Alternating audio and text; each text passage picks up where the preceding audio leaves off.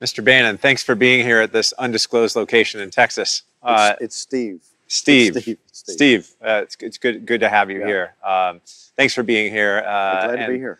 Excited. And you know, you're here very specifically to talk with me about something that you and I study very intently, and it's China. Yep. And I'd love to just start right off the bat with asking you, what do you think China's true intentions are in kind of their grand strategy? What is their grand strategy? The grand strategy is very simple. It's to be a hegemonic world power. I mean, you can see through One Belt, One Road. You can see through Made in China 2025. You can see through everything they're doing, their strategy of being like the East India Company in sub-Saharan Africa, what they're doing in the Caribbean, now what they're doing in Latin America, the economic war, what we call all forces of government, right? All areas of government focus on the economic war against the United States, their military buildup, they're basically trying to close the South China Sea. It is the most geopolitically ambitious strategy we've ever seen. Let me be very specific. The three great theories of geopolitics.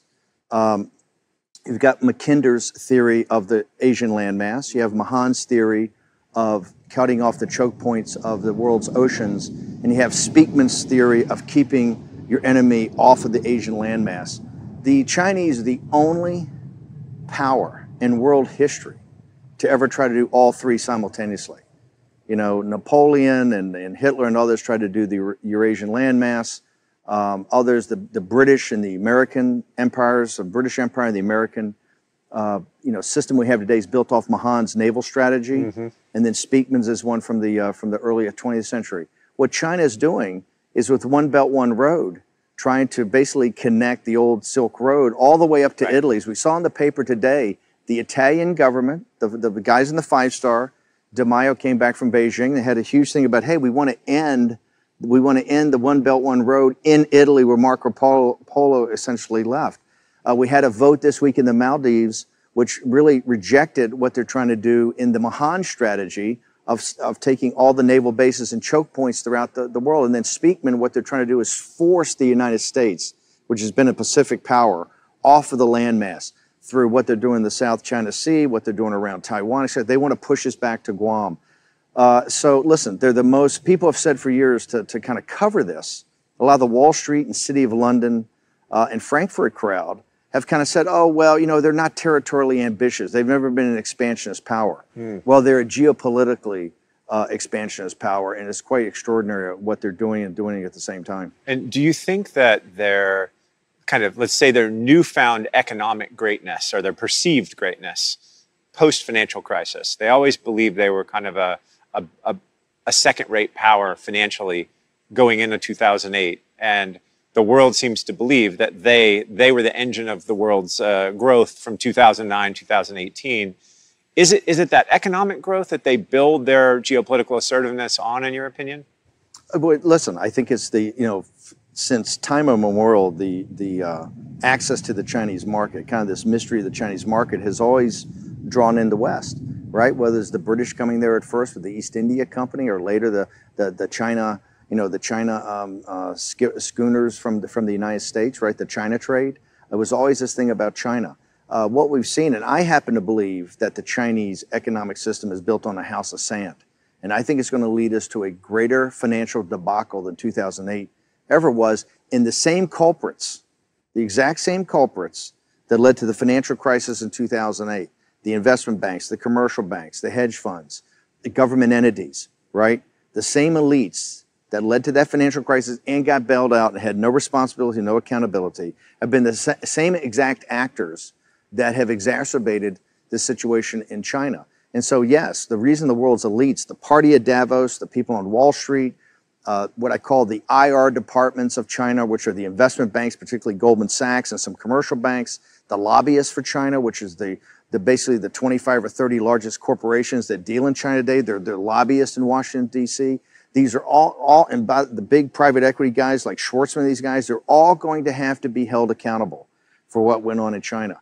What China was able to do in basically coordination with the elites in the West was deindustrialize the industrial democracies of the West, both Europe and the United States. That's why Brexit and 2016 are inextricably linked. What it is the exporting of Chinese overcapacity and Chinese deflation in basic industrial goods. And so China has, and from the Chinese point of view, it's been quite brilliant.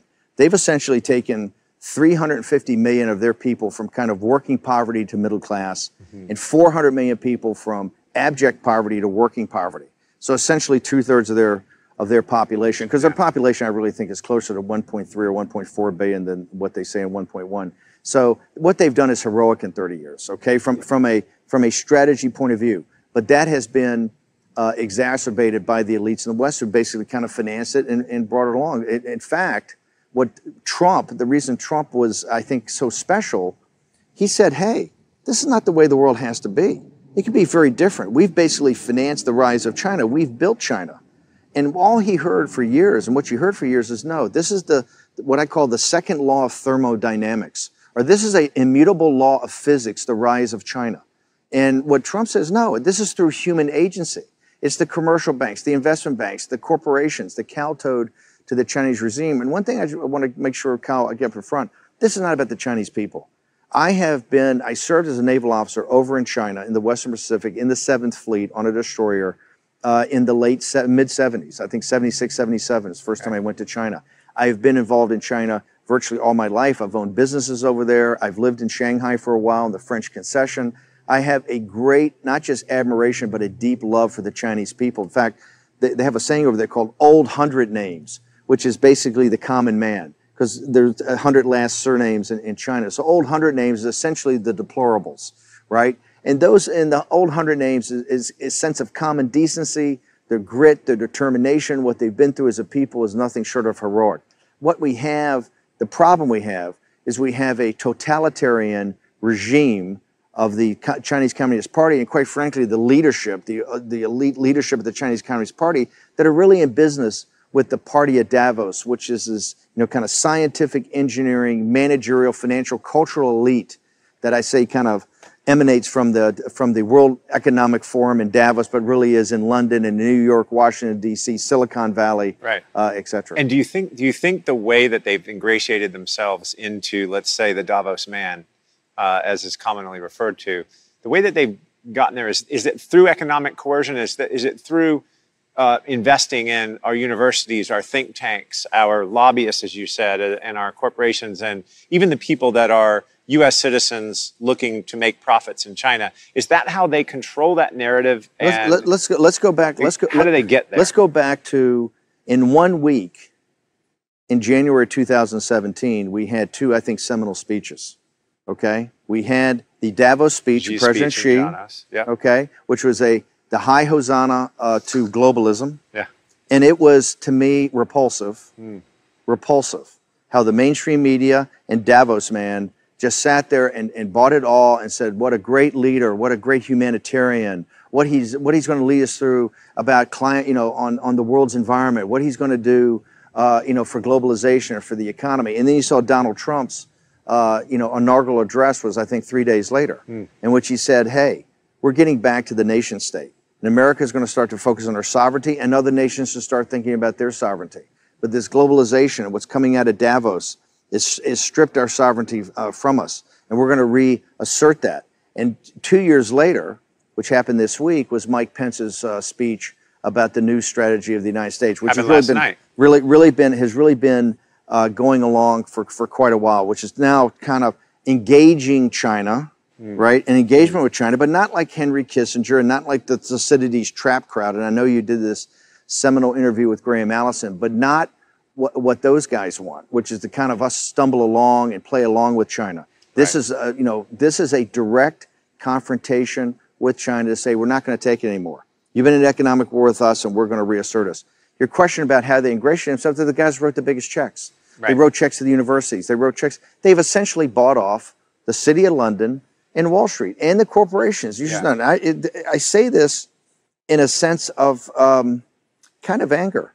The great investment banks in London and in New York became the investor relations department for this regime, okay?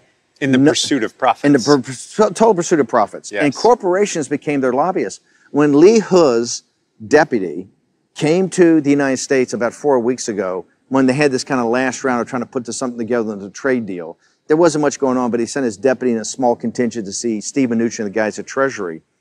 They went to, the very first stop they made was to, the day before they went to Treasury, they stopped and they had a meeting with, I think it was 15 or 20 large corporations, the heads of government affairs, and I think the presidents, not the CEOs, because the guy wasn't high enough.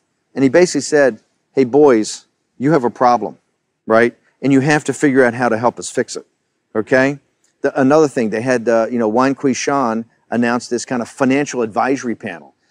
Being on their back foot by the Trump strategy, they kind of said, hey, we need a financial advisory panel to help us understand what the United States wants, what the United States needs. And it was named, Paulson and Schwartzman and all these characters. And it's interesting. When they need somebody to kind of come over and, help intermediate with the United States, they go to the same guys that have been profiting on this. My understanding is that people came back and said, hey, the UN General Assembly is happening. It's opera season in New York. My schedule's full. And Wang Qishan said, hey, boys, I don't think you're listening. We're having a meeting. I want everybody to show up. This is general quarters. And so, no, I think when we look back on this, it's going to be, people are going to be absolutely stunned when they see how the elites, right, of the Western democracies and the United States went along with China and exacerbated a situation when it was quite evident they were at economic war with us. Yeah. Going back on this one issue, the way that the influence is being pushed through the corporations, we at our firm know that there are there's a couple of handfuls of corporations that each have more than $1 billion in capital that they're trying to get back from China. And they've been unable to get a dime out of China since November of 2016, when China closed its capital account completely. When you were in the administration, did you interface with any of these companies that were going through a lot of, pardon the pun, red tape, trying to get their money out of China? Listen, the very first thing. Did they come appeal to you? Yeah, I think this will be a big shocker to people. Remember, when Trump won in a complete, upset that nobody saw coming, and particularly you have this post-war, liberal, democratic, rules-based order, okay? The Chinese have done nothing but game the system from day one on every set of rules. The rules are what they determine they are, okay? And nobody calls them on it because everybody thinks they're too weak. And so in the corporations, I think until the corporation's afraid to call them on it? Absolutely. Because they know if they say 100%. That we can't get our money out, they shut their business off? They'll be shut down. There's a quid pro quo? Shut down. They absolutely fear it. Look at when they came back on this whole, by the way, on the entire situation with the tariffs, and tariffs are just not about tariffs and not about protectionism. That's why Trump's done it at such a scale. Remember, before Trump got here, people were talking about $25, $30 billion of tariffs. It was like, oh my God, that's so huge. Trump's program is $500 billion in tariffs, right, to tariff goods, because he knows the Chinese can't respond. Correct. And here's why they can't respond. People in the United States have to understand one thing. The Chinese look at us as a tributary state to them, and let me explain that. China's been around for 4,000 years, right? They've had good runs and they've had bad runs, okay? But one thing they know, and the reason they're still organized as a nation over 4,000 years, right? They know how to handle allies and they know how to handle bad guys, okay? Now what they've done is they got this system called barbarian management, and they know how to manage barbarians. The way they manage the barbarians is they take the leaders of the barbarians and they give them a taste of the good life. And you're going to be something special. You're going to get a special deal. Now, what happens back into the tributary state is whatever happens. That's your problem. Right. Okay? So you're going to, in the United States, what they have done for 25 and 30 years is played us as a barbarian state, barbarian management. Okay? They incentivize our elites, and our elites deindustrialize, particularly the upper Midwest of this country. It's the reason Donald Trump's president. Your audience should understand one thing that's important is that, J.D. Vance, the great guy from Yale who wrote Hillbilly Elegies, is the best sociological study of the Trump voter. And it was J.D. Vance who told me, he says, hey, those studies that come out of MIT and Harvard show that there's a direct correlation between the factories that left for China, the jobs that left with them, and the opioid crisis. Because this is not about tariffs. It's actually logic. It's not about tariffs. What this is about is human dignity and self-worth. Those factories went, Wall Street made the money, the corporations benefit from it for lower costs, and devil catch the hindmost on the workers. And so this is what Trump is kind of totally reversed. Now, what China sees us as is we're a tributary state. We send them natural resources, soybeans, beef, cattle, Boeing Airlines and Apple products. Oh, excuse me. We don't send Boeing Airlines and Apple products. You know why? Because they forced Boeing to do a joint venture and they forced Apple to make the products over there. So we're Jamestown to their Great Britain. Okay, and that's why the tariffs at the scale that Trump put them up at, they can't respond to. Okay. Well, what's interesting is let's assume we put 25% on 520 billion. We're literally talking about a little over $100 billion. Yes. And I know that's a lot of money. Yes. But our economy is 19 trillion. Yes. It's still not that functionally meaningful to us, in my opinion. Yes. But I do think it's a leveling of a field. To your point, it's converging. They've been fighting a trade war with us since 2001, and we just haven't fought back. Okay. The average compounded growth of the United States of America from 1946, the end of World War II, to 2000 was 3.5%. Okay? It's the reason we became a superpower. That economic engine that was unlocked and grew every year at 3.5% through good times and bad, on average. Yep. Since China joined the World Trade Organization, when they joined, they got most favored nation, the growth of the United States is 1.9%. Okay, 1.9%. And there's a lot of factors to that, but the central beating heart of it is China. That's because we deindustrialized. We sent our manufacturing over there. Yes, the tariffs in and of themselves on a nominal number, an absolute number, are not huge. But when we look at the convergence of everything, what Trump has done is said, hey, we're at economic war. And we're going to hit back with it. We're going to hit back with the 301s to stop the forced technology transfers. We're going to put these tariffs into the scale they've never seen before. We're going to have the ability, if we so desire, to liquidate companies like ZTE, to basically cut them off from their component parts in the West. They'll be out of business in 90 days. Also, the new things about investments, about these limitation in investments. CFIUS reform. The CFIUS reform that people are talking about. You bring all forces of government together on that and the stopping of intellectual property, you have something. What Trump has done, and this is why NAFTA was so important. You know, people mocked and ridiculed Trump. There's a book out called Fear that Gary Cohn, the president of Goldman Sachs, great Goldman Sachs, and I used to work there, he takes the documents off the president's desk. The book opens where he's taken the NAFTA deal, right, early on in the deal on Korea, he actually takes them off the desk because in his judgment, right, the president wasn't smart enough to understand what he was doing. Well, here's what Trump's done. The new NAFTA deal that he's created is basically setting up a geostrategic manufacturing base to counter East Asia, okay? And Japan is very quickly going to be part of that. A bilateral deal, not some TPP deal where we're just one among many. A direct bilateral deal with Japan as a partner. We've got one with Korea we're updating.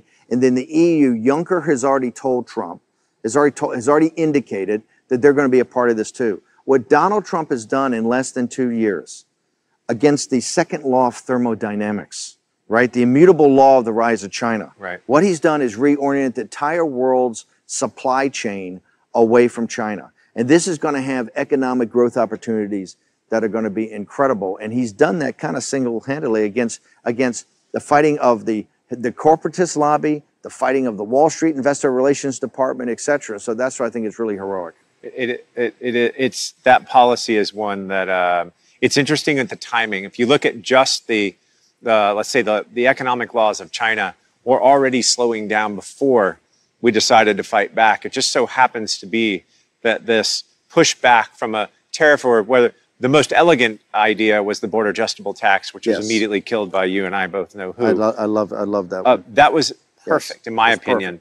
But now, by the way, tariffs are not perfect. I am a huge believer that, and Paul Ryan and I've had our differences. When he first walked me through that, I said, that's the solution. Exactly right. That's the solution. It's kind of an egalitarian way of going at it. I think, and we all know why it got crushed. Yeah. I think that is something that should be brought back up and very quickly in future years. We could do away with tariffs if we imposed a border adjustable tax. Well, by the way, let's talk about tariffs for a second. President Trump, remember at the G7, when he was lectured by his betters, Merkel and Macron, on the first day, about this whole thing about tariffs, right?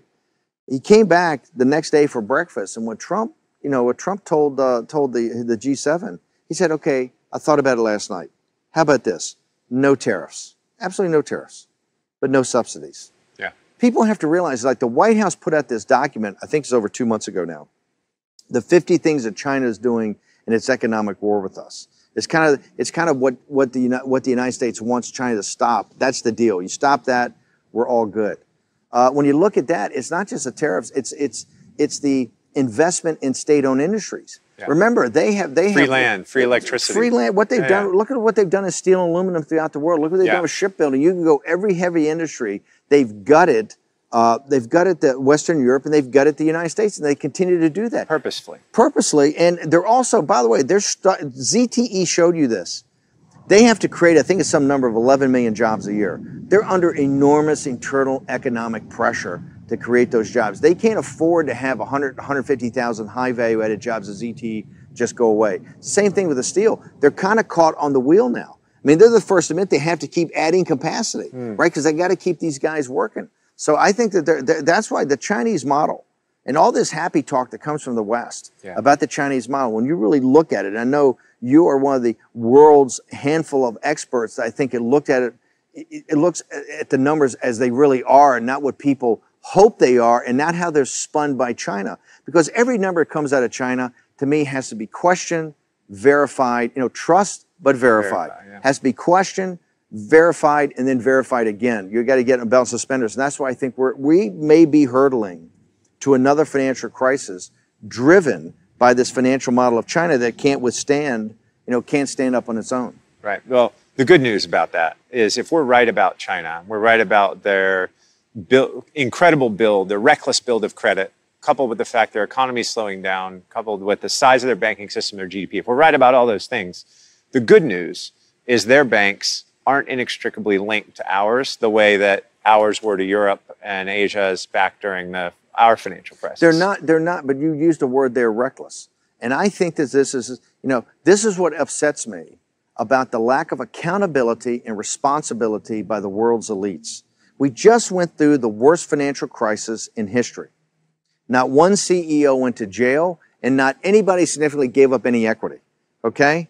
What they did is basically inflate, people got to remember, on September 18th of 2008, when Bernanke and Paulson walked into the Oval Office with Bush, and he sent them up to Capitol Hill, the balance sheet of the Federal Reserve was $880 billion. On the day that Donald Trump took the oath of office, on January 20th of 2017, it was $4.5 trillion. Yep.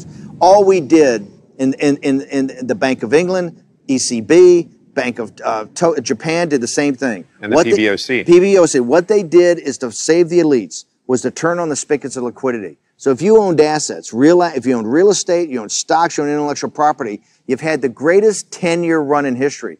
If you're a working class schmendrick, you had your wages are flat. The whole burden of it, this is what's unfair, and this is where the anger that's driving the populist movement. The whole burden comes down on the little guy to finance these deficits with his taxes. That's right. And then his kids get sent everywhere in the world to defend this. That's what's got to stop. You use the word reckless. It is reckless disregard of what the elites have done this time. Because all they've done, Chinese banks, look, the American banking system has $19 trillion of assets on it. Correct. And I would respectfully submit, and you're 10 times smarter than me on this, I would respectfully submit that all of those assets are not good, okay? Maybe, let's say 10% or more could be written off today. That's the American banking system. The Chinese banking system, I think, has $49 trillion of assets. That's right. Correct me if I'm wrong. I think 45 trillion have been put on the books since 2008. This is completely reckless. Now, thank God they're not interconnected through the SWIFT system with the rest of the banks. Or through derivatives. Derivatives. Yeah. And by the way, the reason is, and this is another tell, because none of the investment banks or none of the guys want to say, whoa, we can't hook up with China, right? Because they all stopped themselves from doing it. They all limited their exposure to it because they understand when it implodes, they don't want to be taken down in the first couple of minutes. That being said, those banks are going to implode. Nobody can put those kind of assets on, okay, and have a great banking system. Yeah. This is a total and complete sham. And in The Economist, in the Financial Times of London, all the elites, all the conferences they have. You had Richard Haas on this morning on Morning Joe. Richard Haas from the Council of Foreign Relations. And all he's doing is beating up Mike Pence and Donald Trump from Pence's speech last night. You know what he's saying?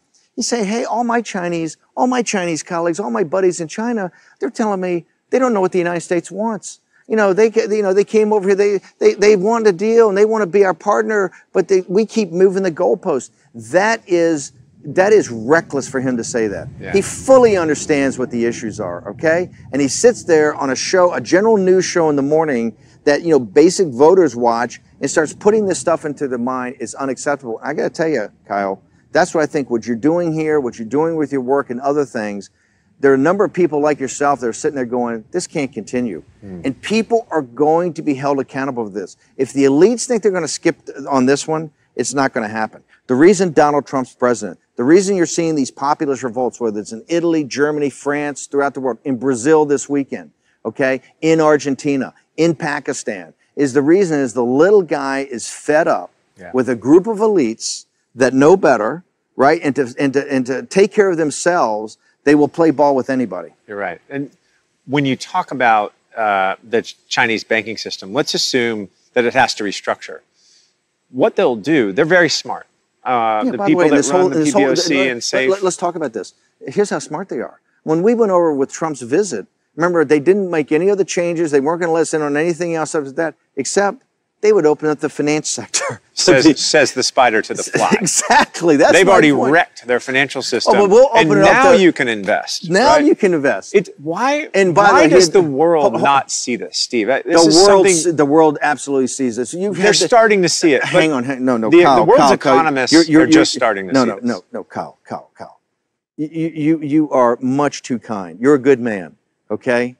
You've got to call it like it is. It's bullshit. Okay, they know exactly. You're telling me the guys in the Wall Street Journal, the Financial Times of London, the Economist, these smart guys in these think tanks don't know exactly what's going on? Some moron like me can look at the balance sheet of these banks and say, hey, guess what? I think we have a ticking time bomb, right? But you know what they say? But it's China. That's what I hear all the time. I agree with you, but it's China, so we're going to keep writing what we write. Yeah. That's got to stop. China must be, okay, we cut a deal with them in the late 90s. Remember, you had a spectrum back then of the China cheerleaders, the rational accommodationists, and the hawks. Okay, so let's talk about this. Back in 99, that was the pitch from the appeasers. And people have to understand it's both political parties. This is not about ideology. This is all Democrats and Republicans, okay? Yeah. When they're talking about China, they're just trying to figure out how to get more money in their own pockets. So the cheerleaders said exactly what, hey, it's China.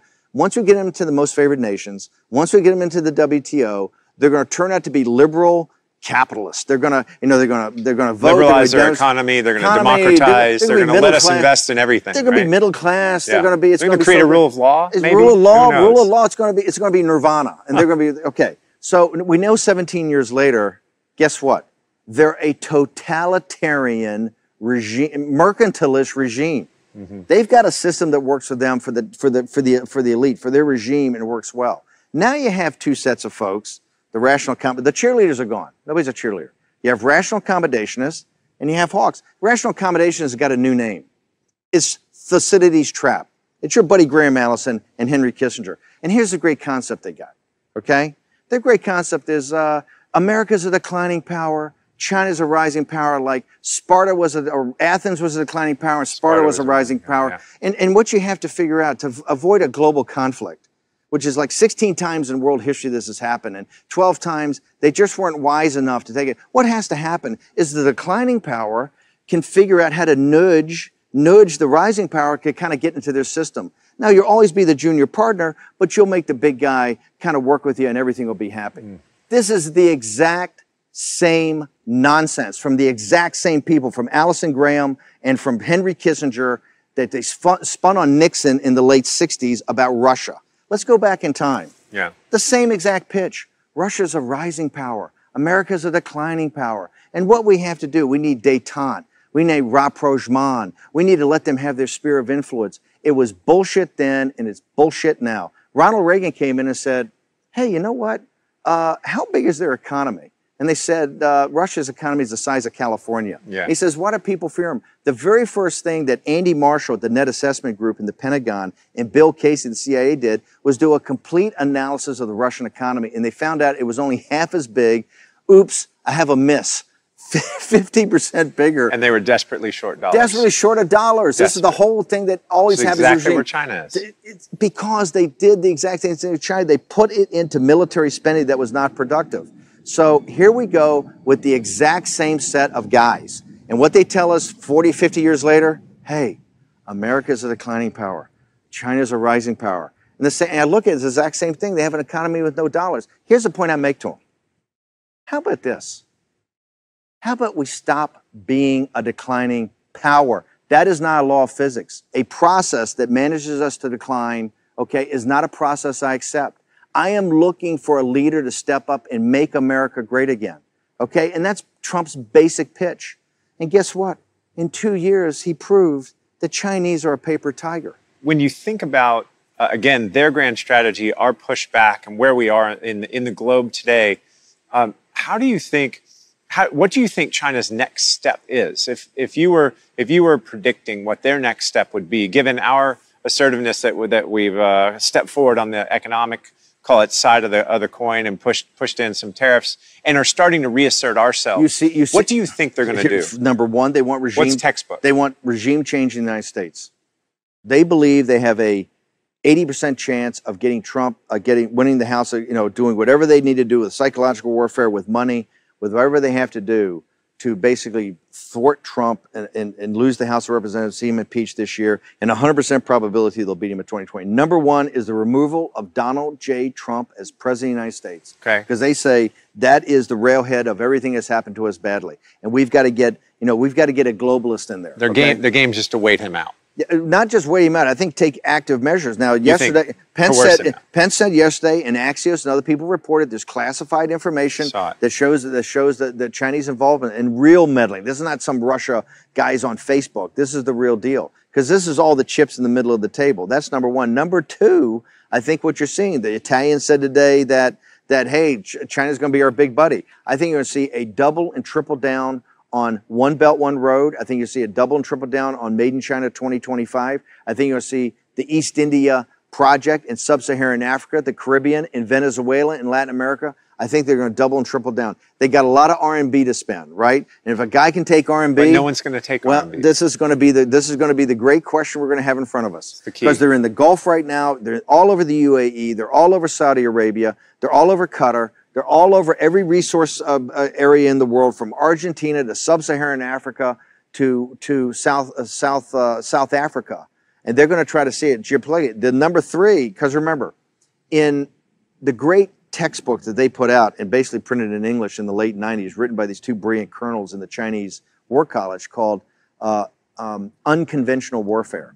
Unconventional Warfare. Admiral Liu? Yeah. It's a book that should be read by everybody. Is that because it laid out China's strategy. They said there's three types of warfare. There's information warfare, there's economic warfare, and there's kinetic, or kind of guns up warfare. And what we want to do is avoid kinetic. Because the one thing America can do is kick your ass, right? So we want to avoid that, okay? And so let's focus on information and economic warfare. And they've run the tables. I mean, it's textbook. You go back and read that. They've done exactly what they said they're going to do. I think, and I believe, that given the fact that Trump is now converging all forces of government power onto the economic warfare, and they are taken back, and the regime is under huge pressure, because I believe the Deng Xiaoping faction and others, even at the highest level, who believe in collective leadership, have said, hey, what we have here is a cult of personality. You mean the ones that haven't been jailed or killed yet? The ones that haven't been jailed or killed yet have sat there and go, Deng believed in working with the West. Yeah. Deng believed in reform. Deng believed in opening up. But Deng believed in being a good partner, and particularly keep your lights down. Don't get up in somebody's grill. That what they see with Xi is a return to the cult of personality of Mao. Yes. And he's under tremendous pressure internally. I believe, I said on my radio show, and everybody quotes me on this, back in, I think it was 2014 to 2015, that in 5 years we'll be in a shooting war in the South China Sea. As a 22-year-old naval officer, I was on patrol in the South China Sea on an American destroyer, okay? And I said, where in the hell am I, right? You know, what is this place? Because every tanker in the world coming through the Straits of Malacca, from the Persian Gulf. You got every huge tanker, you got every boxcar. It's a super highway. 40% of China's energy needs come through the Strait of Malacca. I think it's 1/3 of the world's trade, $5 trillion. It is. My point, this is a super high, when people say the South China Sea, here's what you got to understand. It's a super highway of commerce. The biggest ships in the world, 24/7, 365 days a year. What China did, and they came to the Rose Garden in 2015 and looked the American people and the American president lied to them. They built essentially 7 or 8 stationary aircraft carriers. They call them reefs, or these are stationary aircraft carriers. Mischief Reef, Scarborough Reef, all these. These reefs are basically aircraft carriers. And what they've done is they put fire control radar, search radars. They've got combat planes on them. I mean, these things can go 10,000-foot runways. So, so the United States. Why did Obama? So China said to us specifically when Obama was president, we will not militarize our islands in the South China Sea. We'll not go to the Spratlys. Everything we're building is just for research purposes. Why? How do we engage China now that we see that every single one of these islands, whether it's Fiery Cross or Mischief or the others, have 10,000-foot runways, anti-missile batteries on them, and all of the weapons that they said they never put there. And now they're landing nuclear bombers there. How do we engage them? Do we engage them over this, or do we just let them keep going? When I got into the White House as chief strategist, okay, with Mike Flynn when we first got there on the National Security Council in the transition, I said the 3 things you got to do is devolve fighting capability to the combatant commanders. The White House was running the wars against ISIS. So give it to Harry Harris. Yeah. Well, no. In this regard, give it to the guys in CENTCOM and let them take on ISIS. You got to devolve, the power to fight wars and the ability to fight wars back to combatant commanders. Number 2, we got to figure out in this National Security Council thing of the Obama appointees, how we're going to get our own people in there over time. Number 3, I said we have to go back and get every document related to Obama's pivot to Asia. I said, I want to see exactly what they looked at. And people should know, in the White House, I worked 7 days a week, 18 to 20 hours a day, okay? 50% of my time was on the pivot to Asia. Why Obama did it, what we were going to do to counter it. It was Kurt Campbell's. Kurt Campbell. Here's what I found. I thought it'd be a whole room full of documents. It was pretty thin. And what I found is that the United States itself, it was not really engaged institutionally against China. You had some great people, but there wasn't all forces that kind of thought through, hey, an economic plan or a war plan against China to engage in this economic war. In fact, what you saw, the entire pivot to Asia became, I think, putting a Marine brigade in Darwin, Australia, was basically the issue. So Harry Harris was a guy, everybody told me, Harry Harris is the man. So I got Harry Harris back, Admiral Harris back. I spent, a lot of time with him getting schooled on exactly what's going on. And the one thing I found that was shocking is that the South China Sea, when I was a young naval officer, we went through the South China Sea, guns up, radars up, everything moving. It's called free navigation. We did in international waters what we want to do, when we want to do it, because we're the United States Navy. Okay, we keep the sea lanes free. What I found out now is they got these reeds, everything like that. In China, we only go through in what's called safe navigation. You go through with your radars off, no fire control solutions, like a good little boy. Just kind of go, and you're basically asking their permission to go. The South China, I was unaware. The South China, they consider when they lost in the international court, China considers the South China Sea to be an internal sea to China. I know. They consider the 9-dotted line of 1949 the 9-dotted line is a joke. They think it's a territorial sea. I know. They are not prepared. The first thing they'll tell you that the territorial integrity and the sovereignty of China is not to be questioned. Not to be questioned. And they consider that 9-dot line, the more people put it into documents, the more people put it on TV shows, the more people that re-infer that meme they want, because they believe that that's reality. Yeah. You ask me what's going to happen? The South China Sea, I said on my radio show 5 years ago, we're being a shooting war. The South China Sea, the situation in Qatar and the Persian Gulf and the South China Sea are the 2 greatest hotspots in the world for a global conflict to start, okay? Yeah. Not Korea. Korea is a vassal state of China. The whole Korean thing is nothing but a Chinese drama, okay? And President Trump's doing an amazing job on it. The South China Sea is a flashpoint, and you saw the other night, as a former naval officer, I'm telling you, those 2 ships, you had an American, the USS 50 Decatur, feet apart. The USS Decatur was on patrol. Yeah. And you basically had a Chinese destroyer come up and play chicken with it. 50 feet apart. If those two ships had hit, what would have happened? First off, 200 or 300 sailors would have died. Okay, absolutely. If those two ships had hit at the speeds that they were going, the relative speeds they were going, we would have had a catastrophe. Okay, now I don't know what could have happened to the weapons or what could have happened to the fuel, but I'm telling you, at the speeds, what the Chinese did was reckless. And that was a challenge to us. Remember, what the Decatur did was go 12 miles from one of these reefs. Okay? Now, what the Chinese say is within 15 miles is their territorial water. They said it was a violation of their sovereign territory for the United States Navy to come 12 miles off a reef that they built into the South China Sea. My recommendation is I think the President of the United States, Donald J. Trump, who to me has been very even-handed with China and really, tried to build a relationship. I think you ought to give the Chinese 72 hours to take every radar, every offensive thing on a military, all the jets, everything out of the runways, everything off the islands. You get 72 hours to take it all off. And on the 72nd hour and 1 minute, the United States Navy is going to go in there and take it off for them. And then I think they ought to take those reefs and they ought to dismount them and turn them back into international waters. They say the United States is provocative by putting the United States Navy back into the South China Sea to keep the sea lanes open. I happen to believe where this relationship is going and the lack of a real response the Chinese are going to have, that they're going to try to do something provocative in the South China Sea to try to initiate a response. And I think the president ought to be proactive on this. I think you ought to tell them you get 72 hours. If you don't take it off, we're going to take it off for you. And then dare them to stop the United States Navy from going to do it.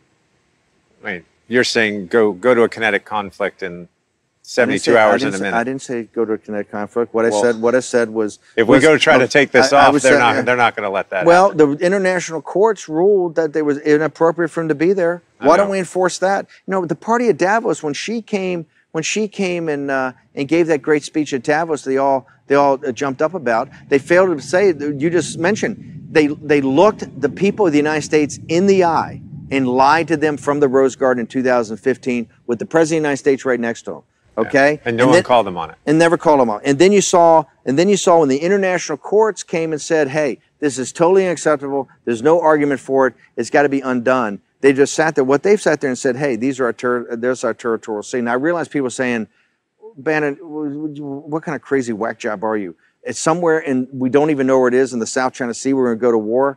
People have to understand the global economy, and I'm a nationalist, okay? But the health of the American economy is based on trade. Populists and economic nationalists are not anti-trade. They're anti this radical concept of free trade when you're trading with a totalitarian mercantilist society. Right. What Trump wants and what he said from day one is fair trade and reciprocity. Okay, reciprocity. And I think now we're going to get down to it with China. China's going to have to understand that Donald Trump is never going to back down on this. Yeah. Okay, he's a fair man. Okay, he's a decent man. He's tried to work with them. But the days of the United States being pushed around with this are over. Well, let me ask you a provocative question then. If we were to go How we get any more provocative? I said we're going to war in the South China Sea. It's just the derivative of that. We're just going even more. Along here I'm actually just going the other. It's equally as provocative. Okay. What if we were to just take our 7th Fleet and go home? Here's the thing. People have to remember, I think it's very important for people to remember that the United States is a Pacific power. Yeah. I mean, the whole development of this country, the Transcontinental Railroad, the whole West Coast, we are inextricably linked to the health of Asia's economy. Well, Article 5, protections of Japan, would be a real issue. But I say that because if we were to have to go to, let's say we were to get to the point where we either had to go to war or had to come home. Coming home is not an option. Not an option. Not an option. The world would be would get to be an incredibly dark and dangerous place. You could have appeasement there. You could have a Munich, right? You could have people say, "Hey, let's just pull out. They built the islands. They're a rising naval power. We don't want to fight. We don't want to." And look, listen. One of the cores about Trump's, it is non-interventionist. However, what America First stands for, national security, is where it's in the vital national security interest of the United States. It'll be in the vital national security interests of our local partners. That's what America First means. Trump is not going around the world looking for fights. He's trying to calm things down with Russia. He's trying to calm things down in Syria. He's trying to find a solution in Afghanistan. He's trying to find a solution in Korea. He's trying to find a solution in Venezuela. And your viewers should understand, Donald Trump didn't create any of this. Yeah. This is Richard Haas and all the fucking geniuses, okay, of the party at Davos. They're the ones that dumped Korea. They're the ones that dumped Afghanistan and Venezuela and China on his lap. What Trump is saying is that America First, our allies will be in their vital national security interests either. And you can go around and talk to Singapore and Thailand and Indonesia and Australia and ask them, hey, does an American naval presence in this neighborhood a good thing or a bad thing? Yeah. And they will tell you, no, it's a vital thing. We need America, and we need America here, because if we lose the South China Sea, we will lose any type of commerce, trying to control the whole place. And the Chinese understand that. That's why they're trying to push us out. And they're starting to already have the psychological warfare of exactly that. Hey, it's 12,000 miles away. It's really Asia. What are we involved here for? This is another debacle. You're already hearing it. This is another debacle like Iraq and Afghanistan. The United States is too. Look, I'm the biggest proponent of America First. South China Sea and the engagement with China is absolutely vital. Interesting. Okay. Let's go to one other. I have two more questions for you. One is why has the U.S. not had a people management process in the U.S.? And what I mean by that is, you read the DIUX report, they call it declassified, or actually never was classified, Defense Department report on the infiltration of China into our research universities and our labs. And our weapons labs. Weapons labs funded by DARPA, the Air Force. And why haven't we put into place a proper people management process? I want you to go back, because I don't think people understand these reports. These reports are essentially declassified reports that showed that the 300,000 students that are here on student visas, right, and the 10,000 contractors that we have in the weapons labs that, up to, I think it's 2/3 could be intelligence assets, right? And some percentage are intelligence officers or agents. And they're working in our labs. They're working in our labs. This is on weapons technology funded by our government. This is political correctness and greed and avarice writ large. How did contractors, and let's call them out, Booz Allen and McKinsey, all these contractors, how did these contractors on these big government programs get so many Chinese nationals working into our weapons labs? Our weapons labs are at the cutting edge of national security. How did it happen? And so this has got to be done right away. I don't know why. It's been a huge, I think, bone of contention inside the administration. The political correctness of it all. Stephen Miller, the Financial Times of London, leaked the other day that my colleague, Stephen Miller, who's a terrific young man, actually had the plan in place to get all 300,000 Chinese students out of the country, right? A way to cut the visas off right away. Not that we're going to execute on it, but it was even in the thinking, and obviously it got leaked in the times it goes around the State Department, etc. Right. Look at all the appeasers. I am so glad. I take great pride that someone like Susan Thornton is now, owns a farm up in Maine, because she was part of this kind of, rational accommodationist, this kind of softness in the Defense Department, in the State Department, in our intelligence services, that basically went along with what China wanted to do and looked the other way. But how do we? So I'm not a proponent of throwing there are 340,000 students here, and I know you're not a proponent. I'm not a proponent. Here's what I am a proponent of. I'm a proponent of, if they're intelligence assets, I want to know that. Okay. Yes. What Miller's program was is that, hey, if we can prove this, they got to go home. Okay. But and I'm not even focused directly on China or India or anywhere specifically. But why can't we have a policy with the sovereignty and national security of our own country? Why can't we say, if it's a weapons program, you just need to be an American citizen? And maybe you should be a naturally born American citizen. You're asking basic fundamental questions. It's simple. I think that's on the book, and they get waivers. I believe that technically, when you look in the details, that's actually the fact, and there's kind of waivers given to this, because people look the other way. Huh. Okay, and so one more issue is the Confucius Institutes. Yes. The Confucius Institutes are on many of our colleges. They're funded directly by the PLA. Yeah. Why do our colleges allow Confucius Institutes? It would be like in China, having something funded by the CIA that was directly... Or the Catholic Church. Or the Catholic Church. Well, not the Catholic Church. The Catholic Church has cut a deal that lets China... I know. No, but this is a huge issue. Pope Francis just cut a deal that lets the atheists that run the regime in Beijing actually pick our bishops. So the Catholic Church would not be a good idea since they've already kowtowed. It would be equivalent of having CIA, DNI, have a student center that promoted CIA culture, right, to China. In China. Yeah. Okay, that ain't happening. Yeah. Okay, you know what's not happening? Because the Chinese say, hey, that's kind of that's not going to happen. That's not going to happen because that may affect our sovereignty. Well, so give me a practical... You got to unwind them. How? I think you just sit there and you got to shut them down. Okay. Right. I don't think there's any way. Under what law? I think. Hang on. This whole thing about you guys. People are saying, "Oh well, they're not that bad. They're pushing culture and they're helping students learn Mandarin." Hey, they're financed by the PLA. They have server rooms in the Confucius Institutes. What the F's going on? All this is going to be a shock to the American people.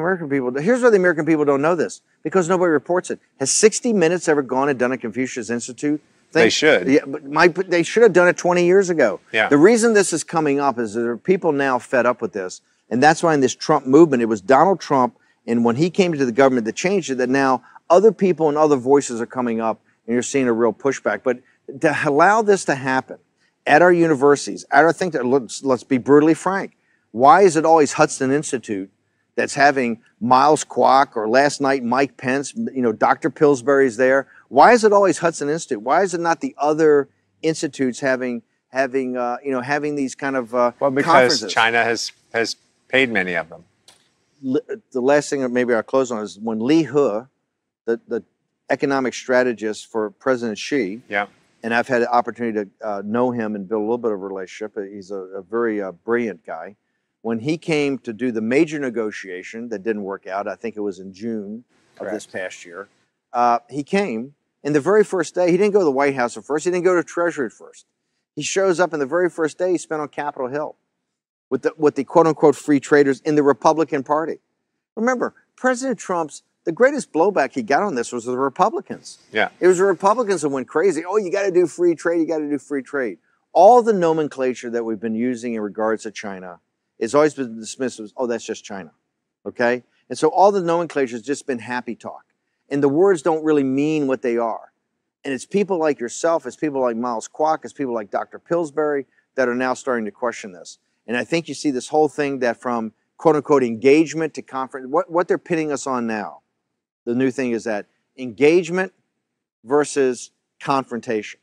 And we're being painted as the war party, right? We're the crazy guys who want to go to war. No. What we want to stop is an economic war that's been against the United States. And if you look at the group that's in the engagement process, all they've been in is being tapped along by China in these strategic economic dialogues that didn't go anywhere for 25 or 30 years and put us into the place where we were deindustrialized by a predatory power. And China's predatory capitalism is what they stand on. And so I think I couldn't be prouder that President Trump, and I think that speech, for people who have not seen that speech is going to go down in history as an inflection point, because Mike Pence yesterday, the Vice President of the United States, essentially threw down and said, hey, no more games. Yeah. We understand what you're doing. We understand what you're up to. We understand you have you have a full force of government against us, and we're going to counter that, and we're going to win.